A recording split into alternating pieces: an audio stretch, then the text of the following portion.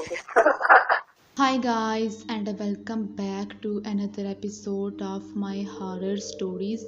आज भी मैं आपके पास एक सच्ची कहानी लेकर आई हूँ, तो वीडियो को एंड तक ज़रूर देखिएगा और कमेंट करके बताइएगा कि आपको आज की स्टोरी कैसी लगी। तो स्टोरी की तरफ चलते हैं। ये स्टोरी मुझे मीरब नामी लड़की ने सेंड की है और ये कहती है कि ये मेरे साथ पेश आने वाला एक सच्चा वाक़या है। तो ये कहती है कि मेरी नई नई शादी हुई थी तो मैं अपने हस्बैंड के साथ हैप्पीली रह रही थी। हमारा घर अपना नहीं था, हम रेंट के घर में रह रहे थे। लेकिन जैसे जैसे दिन गुजरते गए हम फाइनेंशियल तौर पे काफ़ी ज़्यादा वीक हो चुके थे, जिसकी वजह से मकान मालिक ने घर का रेंट बढ़ाना चाहा तो हम ज़्यादा रेंट नहीं दे सकते थे। इसीलिए मेरे हस्बैंड ने सोचा कि हम कोई छोटा सा घर देख लेते हैं जिसमें हम एडजस्ट हो सकें। कम रेंट के अंदर हम छोटा सा घर देख लेते हैं। मेरे हस्बैंड ने ऐसे पता करवाया तो उन्होंने कहा कि एक घर मैंने देखा है, वो घर है तो काफ़ी ज़्यादा बड़ा, लेकिन उसका रेंट बहुत कम है। मीन्स के 2 कमरों के घर के बराबर उसका रेंट है, लेकिन वो घर काफ़ी ज़्यादा बड़ा है। तो मुझे भी ये बात काफ़ी ज़्यादा अजीब लगी, लेकिन मेरे हस्बैंड ने कहा कि वो घर काफ़ी पुराना है, शायद इसीलिए उन्होंने हमसे रेंट थोड़ा मांगा हो।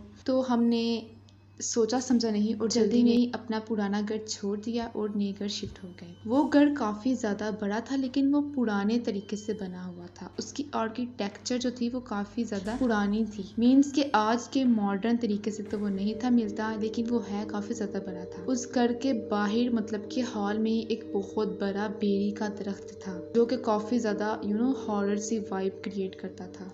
तो हम उस घर में शिफ्ट हो गए।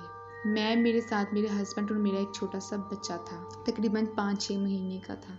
जैसे ही हम उस घर में शिफ्ट हुए तो मेरा जो बेटा था छोटा सा, उसकी तबीयत काफ़ी ज़्यादा ख़राब रहना शुरू हो गई। I don't know why. मुझे लगा शायद इन्वायरमेंट चेंज हुआ है इस वजह से। तो मेडिसिन वगैरह ली तो थोड़ा सा फ़र्क पड़ा, लेकिन बाद में फिर वही, वो काफ़ी ज़्यादा रोता था। रात को जब उसकी आँख खुलती तो वो अचानक से ही रोना शुरू कर देता था। मुझे लगा शायद नई नई जगह है इसीलिए उसके साथ ऐसा हो रहा हो, लेकिन इसके साथ साथ मेरे घर के अंदर चीज़ें भी गायब होना शुरू हो गई। अगर मैंने पर्स को अलमारी में रखा है तो वो मुझे टेबल पर मिलता। मैंने अपने हस्बैंड को बताया तो उन्होंने कहा कि तुम कामों में उलझी रहती हो, शायद इसी वजह से तुम्हारा ध्यान भटक जाता है। लेकिन मेरे साथ इस तरह की चीज़ें अक्सर होती थी, क्योंकि घर में मैं सिर्फ अकेली ही होती थी, हस्बैंड तो काम पर चले जाते थे। रात को जब मैं सोती तो मुझे बहुत ज़्यादा बुरे ख्वाब आते थे कि जैसे मैं कहीं पर फंस चुकी हूँ और कोई चीज़ मेरे पीछे पड़ी हुई है। लेकिन जैसे ही मेरी आँख खुलती तो मेरा सांस काफ़ी ज़्यादा तेज़ होता था और मेरा बेटा अचानक से ही रोना शुरू कर देता था। पता नहीं मेरे साथ ऐसा क्यों हो रहा था। जब इस तरह की कंडीशन होती तो मेरे हस्बैंड भी परेशान हो जाते, क्योंकि दिन के वक्त तो वो घर में नहीं होते थे, लेकिन रात को जब वो मेरी इस तरह की कंडीशन देखते तो वो भी परेशान हो जाते कि ऐसा क्यों हो रहा है। रात को अक्सर छत पर किसी के चलने की आवाज़ें आती, जैसे कोई लेडी कोई लेडी चल रही है, प्रॉपर तरीके से फील होता। हमें लगा शायद कोई चोर वगैरह हो। हमने खुद भी जाकर छत पे देखा है तो कोई नहीं। आई डोंट नो ये कैसे हो रहा था, ये कौन कर रहा था। तो फिर मुझे लगा कि ये हाउस जो है वो हॉन्टेड है, लेकिन मेरे हस्बैंड ने कहा कि नहीं डरो मत, ऐसा कुछ नहीं होता, क्योंकि वो मुझे डराना नहीं थे चाहते। मैं घर में दिन के वक्त अकेली होती थी और वो काम पर चले जाते थे, शायद इसीलिए वो मेरा मन बहला रहे थे कि ऐसा कुछ भी नहीं होता, तुम ऐसे वहम ना करो। एक दिन मेरे हस्बैंड ने बोला कि मैंने नाइट शिफ्ट है आज मेरी, तो मैं दिन के वक्त घर में ही रहूँगा, रात को मैं बाहर रहूँगा। तो मैंने कहा ठीक है। तो हस्बैंड सारा दिन मेरे साथ घर में रहे तो कुछ भी नहीं हुआ ऐसा, लेकिन जब वो चले गए तो मुझे ना ऐसा फील हुआ कि जैसे कोई रो रहा है। बाहर जो बेरी का दरख्त था वहाँ पर मुझे ऐसा फील हुआ जैसे कोई सिसकियाँ ले के रो रहा है। तो पहले तो मैंने दरवाज़ा बंद ही रखा, मैंने नहीं खोला, क्योंकि बाहर का मेन गेट ओपन रहता है, हस्बैंड ने आना होता है और घर का मैं लॉक रखती हूँ, जब वो आए तभी मैं खोलती। तो मैंने तो पहले खिड़की से देखा कि कौन है, शायद कोई आंटी आई हुई होगी, कोई मोहल्ले का होगा, लेकिन मैंने जब खिड़की से देखा तो बाहर गुप अंधेरा था, वहाँ पर कोई भी नहीं था। ऐसे दरख्त का मुझे थोड़ा सा से परछाई महसूस हुई, लेकिन वो दरख्त की ही थी। तो मैंने सोचा शायद वैसे मुझे आवाज़ आई हो, तो मैंने फिर खिड़की बंद कर दी और मैं फिर सो गई। मैं सोई ही थी, थोड़ी देर बाद फिर मुझे आवाज़ आना शुरू हो गई। मैंने कहा ये हो क्या रहा है। मैंने फटाफट से हस्बैंड को कॉल की कि मेरे साथ इस तरह के वाक़यात हो रहे हैं। तो उन्होंने कहा कि आयतल कुर्सी वगैरह पढ़ो, ऐसा कुछ भी नहीं होता। तो उसके बाद फिर मैंने पढ़ के मैं सो गई, तो मैंने फिर आराम से रात गुजारी। अगले दिन जब हस्बैंड वापस आए, मैं तो सोई हुई थी ना अपने कमरे में, तो वो सुबह सुबह ही आए। उन्होंने देखा कि बेड़ी के नीचे खून पड़ा हुआ है।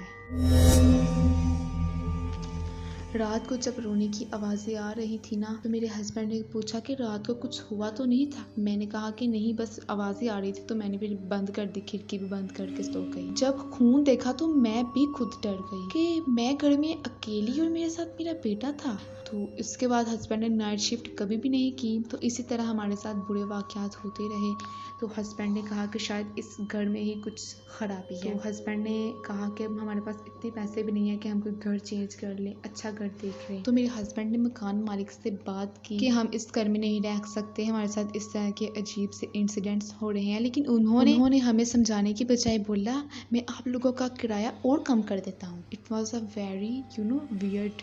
तो मैंने कहा कि इस घर में कुछ ना कुछ खराबी ज़रूर है।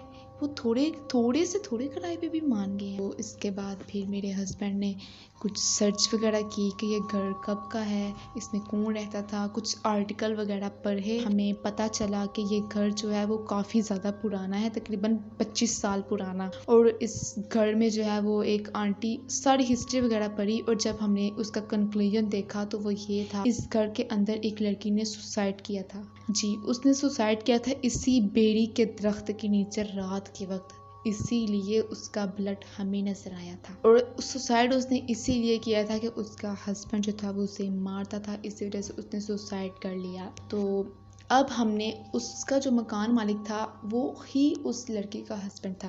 तो मेरे हस्बैंड ने बोला कि हम इस घर में नहीं रह सकते, और हम मतलब घर ये छोड़ कर जा रहे हैं, हमने जो एडवांस में आपको थोड़ा रेंट दिया है वो हमें वापस कर दे। लेकिन उन्होंने कहा कि आप अगले साल का भी रेंट मत दे, आप यहीं पे रह ले। लेकिन मेरे हस्बैंड ने कहा कि नहीं, हमारी जान को खतरा है। आई डोंट नो वो स्पिरिट हमारे पीछे क्यों पड़ी हुई थी। लेकिन फिर मेरे हस्बैंड ने जैसे तैसे करके उस मकान मालिक से जान छुड़वाई, और हमने एक घर ले लिया जो काफ़ी ज़्यादा हमें थोड़े रेंट में मिल रहा था, और है भी छोटा था, मतलब कि अंदाज़ा लगाया जा सकता था कि हाँ, इतने में इतना ही मिलता है। इसके बाद हमने घर चेंज कर लिया, और थोड़े ही सालों बाद हमने अपना एक छोटा सा घर खरीद लिया। तो ये मेरी लाइफ में पेश आने वाला सच्चा वाक़या है। तो ये थी आज की एक हॉरर स्टोरी। आई होप कि आप लोगों को ये स्टोरी पसंद आई हो। अगर आप लोगों को ये स्टोरी पसंद आई हो तो मेरे चैनल को सब्सक्राइब करें और इस वीडियो को लाइक करें। Thanks for watching.